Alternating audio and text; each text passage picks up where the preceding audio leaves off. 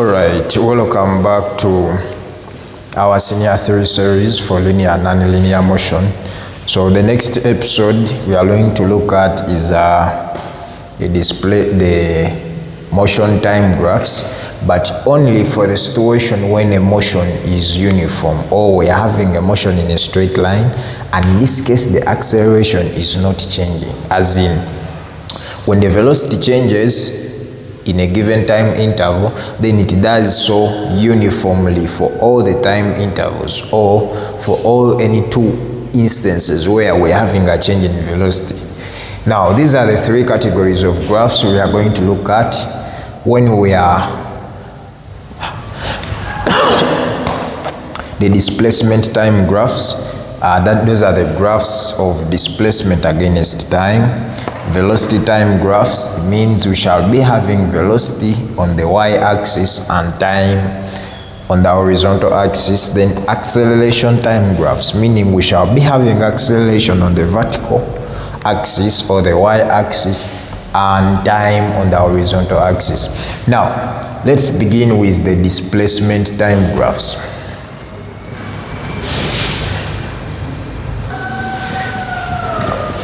To give you a recap a bit, this is the equation of a straight line. Don't worry if you've not looked at it, you will study it in geometry, in mathematics. Now, whatever we're having here is always on the vertical axis, and this is always our x-axis. Now, this here M you're seeing is always the slope or the gradient.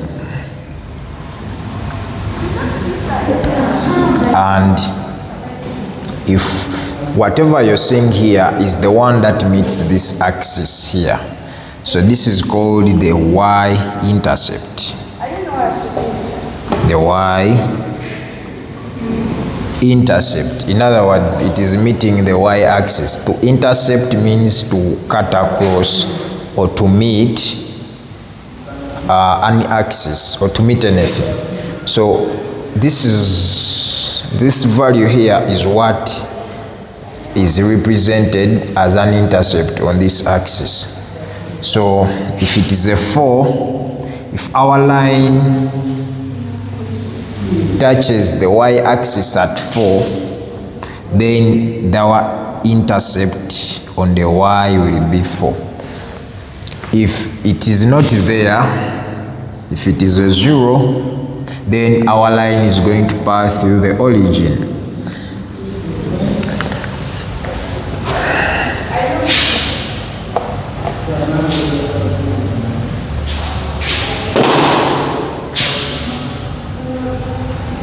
So whatever we have here is always the gradient of our line, and this is always the intercept. And how do we get the gradient? The gradient will always be change in y over change in x. This is a change in y over change in x. If it is passing through the origin, as you can see, it is going to be of this form. And in this case, M will be y over x, which is the same as change in y over change in x.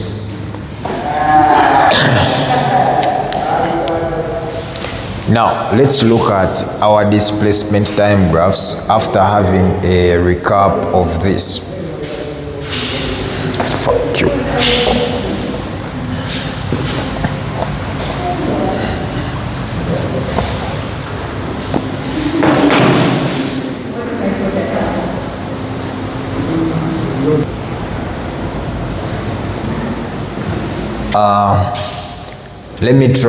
Let's try to understand how these graphs are going to be plotted successfully. We have a graph of change in displacement with time when the velocity is uniform, change in displacement with time when the acceleration is uniform, and change of displacement with time when the deceleration is uniform. Now, we already know that acceleration is change in velocity over time. We also know that this is our second equation of motion. Now, what do we have to know for now? If the velocity is uniform, it means the velocity is not changing.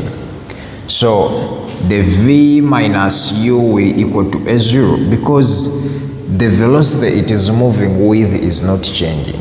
So the u will equal to the v at any time. So you're subtracting two things which are equal, you're getting a 0. So this is the same as 0 over time. Anything divided by time gives us a 0. So this gives us a 0. So when the velocity is uniform, the acceleration is a 0.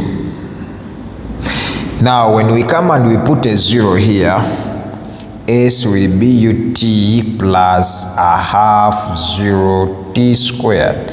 We shall have our s is equal to ut.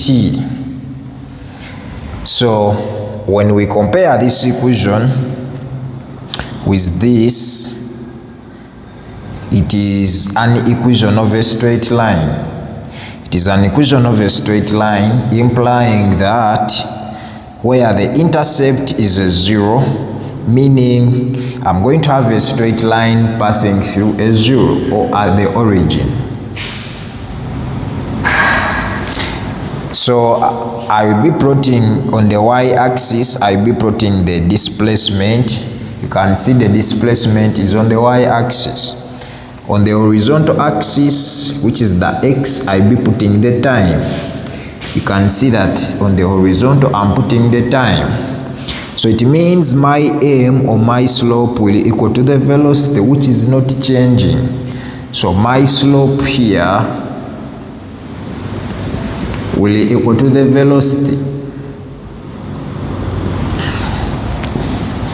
Okay? So when you're plotting a graph or a displacement time graph for a uniform velocity, a body moving with a uniform velocity, it's going to be a straight line passing through the origin. How about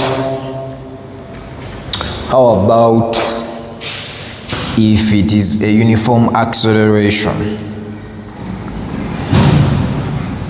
So if we are having a uniform acceleration, it implies that this time the velocity is changing. It is not a 0. So if the velocity is not a 0, it means that this acceleration this time is not a 0. So we are plotting s on the y-axis and t on the horizontal axis. So you can see that you're having t twice. So this kind of a curve is what we call a hyperbola, but you will look more of these curves when you go advanced, where you're having a variable of this kind, the x-axis being repeated twice and the square at another point. So you're having one variable, the y, and you're having the x here. So this curve looks like this. Yeah. Then when it is a deceleration, when it is a uniform deceleration, the velocity is changing and the velocity is decreasing. So we are going to have a curve which is similar to this but opposite to this. So it's going to be this curve. So that is all I can explain on how you can easily identify the displacement time graphs. You don't need to cram any graph here. You just need to know the formula for acceleration, the equation that you're plotting, and then if you know the knowledge of a straight line, you can easily formulate the graph. So don't cram any graph in physics. Thank you. So let's look at velocity time graphs.